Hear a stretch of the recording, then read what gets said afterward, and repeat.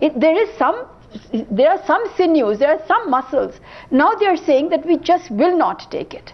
And so we can overanalyze Baba Ramdev. I don't know to what effect. He is one person who's come up, he's telegenic, and the media was hungry for such a personality. The media lit into him because one day he was a lion, the other day he was a lamb, and the other day the cheating lamb at that. So that's wonderful for the media because personalities make the media negative and positive.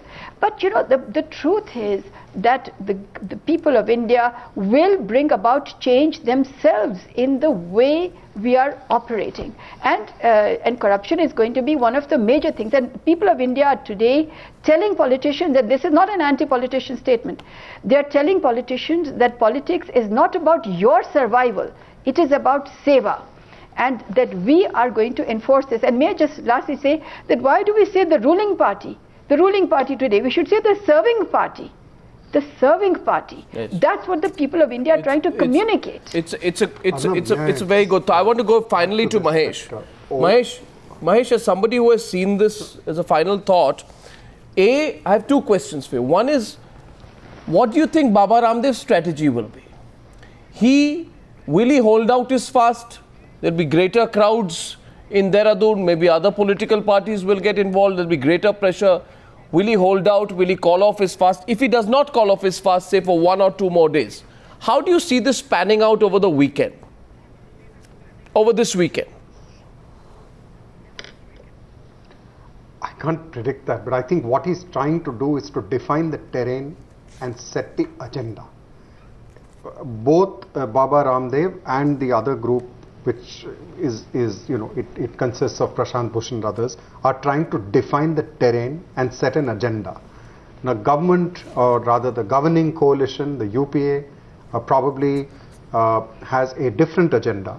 The opposition parties also have their own agenda. Sometimes these are intersecting. Earlier we found the governing coalition some elements in it try to come to some accommodation with Baba Ramdev. It fell through. At present, there are opposition parties, particularly the BJP, which seem very close to the positions they have taken. But I think one of the two sides is going to blink. But something more important is that there seems to be a situation where over the last 20 years, all major parties have held power either in the state or the center or both. In the reform era, there seems to be a situation where the capacity to generate a lot of wealth, to garner it through some form of crony, both in the states and center. And I think there is a deep disquiet about that. And the reality is, whether we like XYZ protest or not, I have deep misgivings about the forms, some of the demands, but the reality is it's creating ripples because of that disquiet. And government has to address that disquiet.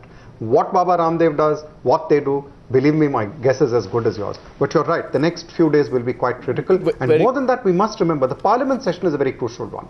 That is where we will get a sense of whether there is really a legislative agenda which can take shape. And remember, for that, there has to be cooperation even between parties which are adversaries. Absolutely, which is why I find this meeting that the BJP is having tonight very interesting. Mr. Ketkar, your view on what's likely to happen next 48 hours?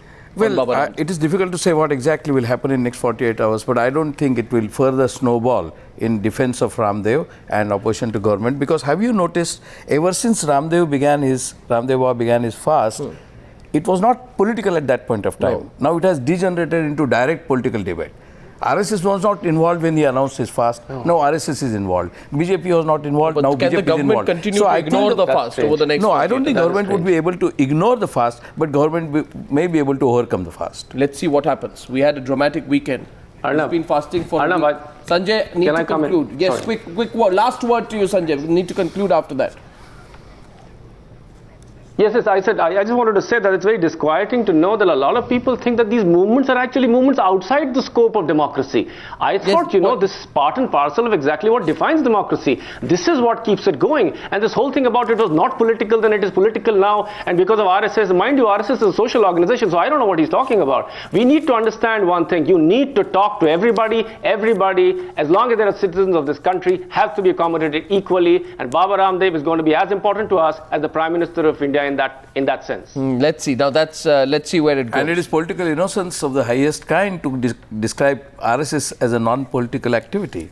RSS is certainly to some extent Well, a politically affiliated organization. There's no need to debate that. Some truths we know. We only want to know which way the story will go. That's our focus. Ladies and gentlemen, thank you very much for watching the News Hour tonight. Thank you to my guests. It's a privilege bringing the news to you, and it's been great bringing the news to you this week. See you soon. Good night. Goodbye.